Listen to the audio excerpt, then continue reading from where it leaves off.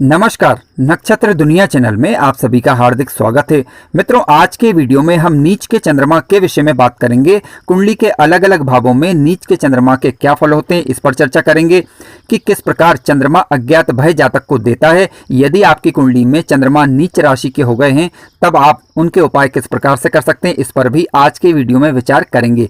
यदि आप चैनल पर नए हैं तो चैनल को सब्सक्राइब अवश्य करें। वीडियो ज्ञानवर्धक लगे तो लाइक जरूर करें। आइए शुरू करते हैं।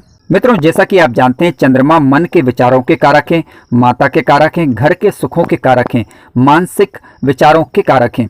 लेकिन चंद्रमा के सुफल तभी देखने को मिलेंगे यदि यह कर्क राशि के होकर या फिर वृषभ राशि के होकर बैठे हुए हों। देखिए, कर्क राशि में ये खुद की राशि के माने जाते हैं और वृषभ राशि की बात करें तो वृषभ राशि में चंद्रमा उच्च ग्रही माने जाते हैं, यानी अच्छा फल देते हैं। इसके अलावा मित्र ग्रहों की राशि में भी चंद्रमा के अच्छे फल दिखाई देते हैं। परंतु आज के वीडियो में हम बात कर रहे हैं नीच के चंद्रमा के विषय में। ध्यान रखें, किसी भी भाव में चंद्रमा बैठे हों वहां पर राशि का अंक यदि आपको 8 लिखा मिले तो समझ लीजिए कि चंद्रमा नीच राशि के हैं और नीच राशि के चंद्रमा अच्छा रिजल्ट कभी नहीं देते। और ध्यान रखें कि 3 डिग्री तक ही इनका फल जो है नीचत्व वाला हो सकता है। इससे ज्यादा यदि चंद्रमा का अंशात्मक रूप से बल है तो फिर चंद्रमा सामान्य प्रकार का फल देते हैं। किस प्रकार के फल होंगे इस पर अभी हम विचार करेंगे। ध्यान रखें, सबसे पहले हम बात कर रहे हैं लग्न में यदि नीच राशि के चंद्रमा बैठे हुए हैं तो फल क्या हो सकते हैं। देखिए, जातक अपने आप को आंतरिक रूप से डरा हुआ महसूस कर सकता है। अज्ञात भय जातक के मन में बना रह सकता है। जल से भय बना रहता है। ज्यादा इमोशनल टाइप का जातक हो सकता है। नेगेटिविटी जातक के अंदर पाई जाती है, यानी विचारों में उतार चढ़ाव बना रहता है, जिसकी वजह से जातक का आत्मविश्वास कमजोर हो जाता है और मनोबल यानी गिर जाता कुल मिलाकर। लेकिन कुछ अच्छी बातें भी होती हैं, जैसे कि सीखने की इच्छा जातक के अंदर बनी रहती। क्यों? क्योंकि देखिए, चंद्रमा यहाँ पर भाग्यश बनते हैं वृश्चिक लग्न के अंदर, और वृश्चिक लग्न में ही यदि चंद्रमा बैठ जाएं तो नीच के तो होंगे लेकिन कुछ अच्छी बातें भी होंगी। तो जातक जो है ईमानदार भी रहता है, ठीक है। कर्म करने से जातक का भाग्योदय हो सकता है, लेकिन फिर भी कुछ निगेटिव बातें जैसे कि शक, वहम, इस प्रकार की बातें जातक के अंदर हो सकती हैं। गुरु से यदि इनकी तात्कालिक मित्रता हो जाए अथवा मंगल से इनकी तात्कालिक मित्रता हो जाए या फिर किसी शुभ ग्रह का प्रभाव चंद्रमा के ऊपर पड़ जाए जिसके कारण चंद्रमा की नीचता भंग हो जाए तो बुरे प्रभावों में फिर कमी देखने को मिलती है। लेकिन फिर भी आप प्रैक्टिकल रूप से जीवन में चेक करें, वास्तव में नेगेटिव प्रभाव देखने को मिले तो कुछ उपाय कर सकते हैं, जिनकी चर्चा हम वीडियो के अंत में करेंगे। आइए अब विचार करते हैं कि चंद्रमा नीच राशि के होकर कुंडली के दूसरे भाव यानी धन भाव के अंदर बैठ जाए तो किस प्रकार के फल हो सकते हैं।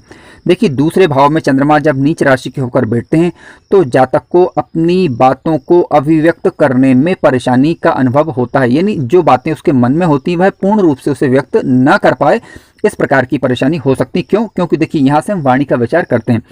धन संचय में दिक्कतें होती हैं जातक को, यानी धन मुश्किल से वह बचा पाता है। कुटुंब के लोगों से परेशानी हो सकती है। क्यों? क्योंकि चंद्रमा यहाँ पर अब नीच राशि के होकर बैठे हुए हैं। आंखों से संबंधित रोग हो या स्त्री पक्ष से हानि हो, ठीक है, इस प्रकार की स्थितियां निर्मित हो सकती हैं यदि जातक बुरे मार्ग का अनुसरण करे तब। लेकिन फिर भी ध्यान रखें, अब आप ये चेक करें कि चंद्रमा यदि धन भाव में नीच राशि के हो गए तो धनेश के साथ मित्रता है या नहीं।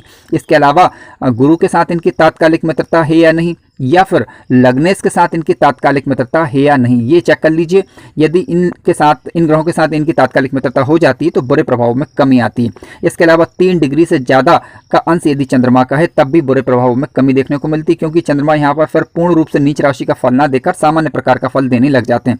चंद्रमा से गुरु की स्थिति चेक करें। चंद्रमा यदि गुरु से चौथे, 7वें, 10वें, ठीक है, पहले, चौथे, 7वें, 10वें यानी केंद्र का या त्रिकोण का संबंध, यदि पंचम अथवा नवम का संबंध बना रहा है तब भी चंद्रमा के ज्यादा बुरे प्रभाव दिखाई नहीं देंगे। लेकिन यदि गुरु के चंद्रमा से 6वें, 8वें अथवा 12वें के संबंध बन रहे हैं तो इसी परिस्थिति में फिर चंद्रमा के बुरे प्रभाव दिखाई दे सकते हैं इनकी दशा अथवा अंतरदशा के दौरान। चंद्रमा यदि कुंडली के तीसरे भाव यानी पराक्रम भाव में नीच अवस्था के होकर बैठ जाए तब देखिए, जातक मन से परेशान रह सकता है, ठीक है। साहस कमजोर हो सकता है जातक का, यानी साहस ही ना कर पाए। जहां पर साहस दिखाना चाहिए, परिश्रम दिखाना चाहिए, पराक्रम दिखाना चाहिए, वहां पर सही समय पर सही पराक्रम ना दिखा पाए, इस प्रकार की परिस्थितियां उत्पन्न हो सकती हैं। जातक अपने भाई बहनों से द्वेष रखने वाला या फिर उनके साथ संबंधों में खटास आए या उनके साथ प्रॉपर तरीके से जातक की ना बन पाए, ठीक है। यानी कहने का मतलब है कि वैचारिक मतभेद बने रहें। श्वास से संबंधित रोग, ये कह सकते हैं कि कफजन्य रोग जातक को बने रहें। माता के साथ मतभेद हो जाए, ठीक है। इसके अलावा पराक्रम करेगा जातक, लेकिन पराक्रमी होने के बावजूद उसका पूर्ण लाभ जातक को ना मिल पाए। छोटी मोटी यात्राएं जातक की बनी रह सकती हैं। पिता के साथ जातक के मतभेद हो सकते हैं, ठीक है। तो इस प्रकार की दिक्कतें ये चंद्रमा यहाँ पर बैठकर दे सकते हैं। ये एक संभावित स्थिति है। पूरी स्थिति पर विचार करने के लिए आपको यहाँ पर पराक्रम भाव में जो राशि का अंक लिखा है यानी वृश्चिक राशि है, तो आपको मंगल की स्थिति पर विचार करना होगा, लग्नेश के साथ तात्कालिक मित्रता देखनी होगी, चंद्रमा का अंशात्मक रूप से बल चेक करना होगा। तो सारी बातों को दृष्टिगत रखते हुए ही हम सटीक विश्लेषण पर पहुंच सकते हैं। चंद्रमा यदि नीच राशि के होकर कुंडली के चतुर्थ भाव के अंदर यदि बैठ जाते हैं तो क्या होता है, देखिए भूमि, भवन, वाहन इनसे संबंधित चीजों में विवाद की स्थिति, घर मकान बनाने में दिक्कत, या फिर घर मकान दुकान जब जातक इनका निर्माण करे अथवा क्रय करे तो उसमें किसी प्रकार की परेशानियां उत्पन्न हो जाए या मतभेद आ जाए, जातक का मन अशांत बना रहे, या ये चीजें जब जातक खरीदे यानी भूमि, भवन, वाहन इत्यादि चीजें खरीदे तो कोई ना कोई कानूनी अड़चन, कानूनी दिक्कतें आ जाएं, इस प्रकार की स्थितियां उत्पन्न हो सकती हैं। अब देखिए भूमि की जब भी बात चल रही हो तो मंगल की स्थिति और शनि की स्थिति पर जरूर विचार करें। चंद्रमा यदि नीच अवस्था के होकर कुंडली के पंचम भाव के अंदर यदि बैठ जाएं तो जातक ज्ञानी होगा, शिक्षा से, व्यापार से धन का अर्जन करेगा, दूरदर्शिता का गुण जातक के अंदर पाया जाएगा, यानी जातक कुछ करने से पहले विचार लेगा कि इसकी परिणति क्या होगी, इसके पश्चात ही वह कार्य को करेगा, तो ये अच्छा कहा जा सकता है। ठीक है, इसके अलावा क्रिएटिविटी का जो गुण रहता है जातक के अंदर नॉर्मल रहेगा। क्योंकि देखिए यहाँ पर चंद्रमा नीच अवस्था के होकर बैठे हुए हैं तो जातक के जो विचार रहेंगे वो अस्थिर हो सकते हैं। ठीक है, यानी जातक जरा सी बात पर परेशान होने वाला हो सकता है। हालांकि जातक पूरा प्रयत्न करेगा कि उसके मनोरथ, उसकी इच्छाएं पूरी हों, परंतु क्योंकि नीच राशि के चंद्रमा है तो व्यवधान होना यहाँ पर संभव है। करते हैं कि चंद्रमा नीच अवस्था के होकर कुंडली के छठे भाव यानी रोग, ऋण और शत्रु वाले भाव में बैठ जाते हैं तो फल क्या हो सकता है। देखिए जल से भय बना रहना, ठीक है, इसके अलावा शत्रुओं से भय रहना, डरा हुआ महसूस करना, अज्ञात भय बना रहना, रोगों से परेशान रहना, यानी विशेष प्रकार की अगर देखा जाए तो मानसिक प्रकार की परेशानी हो सकती है। यानी जातक बिना किसी काम की बातों पर भी चिंता कर सकता है, टेंशन ले सकता है। कफजन्य रोग जातक को यहाँ पर परेशान कर सकता है क्योंकि चंद्रमा यहाँ पर जल तत्वीय राशि में जल तत्वीय ग्रह बनकर बैठे हुए हैं और छठवें भाव के अंदर बैठे हुए हैं। रोग, ऋण, शत्रु का विचार क्योंकि हम यहाँ से करते हैं। ठीक है, तो दिक्कतें हो सकती हैं, लेकिन डिग्री वाइज अंश चेक करिए आप। 3 डिग्री से ज़्यादा के हैं यदि चंद्रमा तो ज़्यादा बुरे प्रभाव दिखाई नहीं देंगे। ठीक है, क्योंकि चंद्रमा अधिकतम 3 डिग्री तक ही नीच के फल दे सकते हैं। चंद्रमा नीच अवस्था के होकर कुंडली के सप्तम भाव के अंदर बैठ जाए तो फल क्या हो सकते हैं। देखिए सप्तम भाव की बात करें तो सप्तम भाव दाम्पत्य सुख का, व्यापार का भाव है। यदि यहाँ पर चंद्रमा नीच अवस्था के होकर बैठेंगे तो जातक बुरी आदतों का शौकीन हो सकता है। ठीक है, बुरे रास्तों को अपना सकता है जिससे अपना वैवाहिक जीवन खराब कर ले, ये स्थितियां संभव है। व्यापार में घाटना, पार्टनरशिप में नुकसान। हालांकि जातक जो है वो थोड़ा इमोशनल टाइप का होगा, भावुक किस्म का होगा, लेकिन ध्यान रखने वाली बात यह है कि डिग्री वाइज अंश चेक करें आप। 3 डिग्री से ज्यादा का है तो दिक्कत नहीं, 3 डिग्री तक यदि चंद्रमा है तब नीच अवस्था के माने जाएंगे। इनका नीचत्व भंग हुआ है या नहीं ये भी चेक करना आवश्यक है। ठीक है, लग्नेश से या सप्तमेश से इनके तात्कालिक मित्रता है या नहीं यह चेक करिए आप, क्योंकि लग्नेश से या फिर सप्तमेश से इनकी तात्कालिक मित्रता हो जाती है तब भी बुरे प्रभाव में कमी आती है। किसी भी रूप में यदि इनका नीचत्व भंग हो जाता है तब भी बुरे प्रभाव में कमी आती है।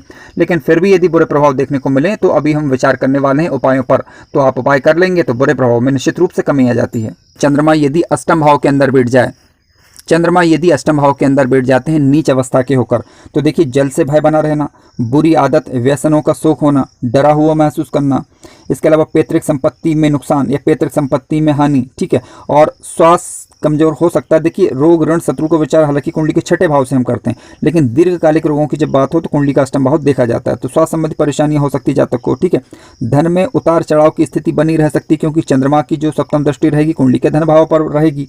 हालांकि यहाँ पर धनेश की स्थिति मायने रखती है। धनेश यदि मजबूत अवस्था के होकर बैठे हुए हैं तो इस प्रकार की ज्यादा दिक्कतें नहीं आती। जातक चिंता करने वाला हो सकता है क्योंकि अष्टम भाव में चंद्रमा है यहाँ पर, और वह भी नीच राशि के।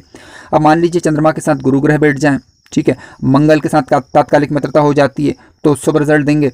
ज़्यादा शुभ रिजल्ट तो नहीं मिलेंगे लेकिन बुरे प्रभाव में कमी अवश्य आ जाएगी। गुरु के साथ चंद्रमा क्योंकि हमेशा शुभ रिजल्ट देते हैं। ध्यान रखें, अब यहाँ पर मान लीजिए राहु की दृष्टि पड़ जाए, राहु साथ में बैठ जाए, शनि की दृष्टि पड़ जाए तो जातक थोड़ा सा ज़्यादा परेशान रह सकता है। लेकिन फिर भी आप डिग्री वाइज चेक कर लीजिए चंद्रमा का। चंद्रमा यदि 3 डिग्री से ज़्यादा के हुए तो नीच अवस्था में कह सकते हैं कि नीच के चंद्रमा जो प्रभाव दिखाते हैं वह प्रभाव फिर चंद्रमा के देखने को नहीं मिलेंगे। नॉर्मल प्रकार की दिक्कतें आ सकती हैं, यानी सामान्य रूप से व्यक्ति चिंतित रह सकता है। चंद्रमा यदि नीच अवस्था के होकर भाग्य भाव के अंदर बैठ जाते हैं तो पिता का साथ या भाग्य का साथ समय पर ना मिलना, ठीक है, या फिर वैचारिक मतभेद बने रहना पिता के साथ, आप उनको ना समझ पाएं या वो आपको ना समझ पाएं। ठीक है, इसके अलावा धर्म से विचलित हो सकता है जातक, यानी धर्म से थोड़ा दूर जा सकता है। हालांकि चंद्रमा नैसर्गिक शुभ ग्रहों में आते हैं, लेकिन आपको ये चेक करना होगा कि शुभ चंद्रमा है या अशुभ चंद्रमा। देखिए, पूर्णिमा के आसपास का जन्म है यदि किसी व्यक्ति का, तो निश्चित रूप से शुभ चंद्रमा माने जाएंगे, ठीक है। हालांकि राहु का प्रभाव और शनि का प्रभाव आपको देखना होगा, और किस भाव में बैठे हुए ये भी देखना होता है। मान लीजिए ये अशुभ चंद्रमा होगा, यानी राहु से दृष्ट हो गए, युत हो गए, शनि से दृष्ट हो गए अथवा युत हो गए, क्योंकि चंद्रमा ऑलरेडी पहले से ही नीच के हैं, तो ऐसी अवस्था में जातक धर्म से दूर जा सकता है, यानी थोड़ा सा विश्वास उसका घटे या कम हो, इस प्रकार की परिस्थितियां निर्मित होती हैं। अब किस मात्रा में रहेगी, यहाँ पर गुरु की स्थिति पर विचार करें, सूर्य की स्थिति पर विचार करें, क्योंकि गुरु और सूर्य कुंडली के नवम भाव में कारक होते हैं। इसके अलावा क्योंकि मंगल भाग्येश बन रहे हैं, तो भाग्येश की स्थिति भी मायने रखती है कि भाग्येश कहाँ पर है, ठीक है। तो आप इन सभी बातों को दृष्टिगत रखते हुए ही निर्णय करें कि चंद्रमा के आपको शुभ प्रभाव मिल रहे हैं अथवा अशुभ प्रभाव। इसके अलावा थोड़ी सी वाणी में मिठास रखें, ताकि लोगों के साथ मित्रवत व्यवहार रखा जा सके। चंद्रमा यदि नीच अवस्था के होकर कुंडली के दसम भाव के अंदर बैठ जाएं, तो देखिए कारोबार में हानि, यानी व्यापार नौकरी जो भी आप कर रहे हैं उसमें उतार चढ़ाव की स्थितियां बनी रहती हैं। इसके अलावा विपरीत के प्रति थोड़ा सा सतर्क रहें। यदि आप ज़्यादा अट्रैक्ट होते हैं तो ऐसी परिस्थिति में बदनामी के कारण भी दिक्कतें आ सकती हैं, ठीक है। जातक का मन अशांत रह सकता है, कर्ज से जातक परेशान रह सकता है, कार्य में उतार चढ़ाव की स्थिति बनी रह सकती है, बनता बनता काम बिगड़ जाए, इस प्रकार की स्थितियां ये चंद्रमा देते हैं यदि ये नीच राशि के होकर कुंडली के दसम भाव के अंदर बैठ जाएं तब। देखिए, हम यहाँ पर शुभ चंद्रमा की बात बिल्कुल नहीं कर रहे हैं, अशुभ चंद्रमा की बातें यहाँ पर केवल हो रही हैं। अब चंद्रमा का मान लीजिए नीचत्व भंग हो जाता है, चंद्रमा अंशात्मक रूप से बली हो, यानी 3 डिग्री से ज़्यादा का उनका अंशात्मक रूप से बल हो, या फिर गुरु ग्रह का प्रभाव हो, या शुक्र का प्रभाव हो, तो बुरे प्रभावों में फिर कमी आती है, या आप इनके उपाय कर लेंगे तब भी बुरे प्रभाव में कमी देखी जा सकती है।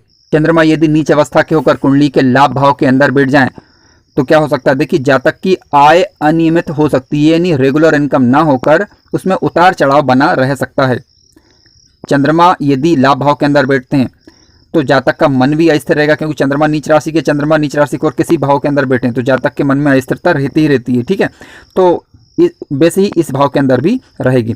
इसके अलावा बड़े भाई बहनों के साथ जातक के रिश्ते सामान्य ना हो, ये स्थिति भी संभव है, ठीक है। इसके अलावा विवाह के पश्चात जातक का भाग्योदय हो, ये भी संभव है।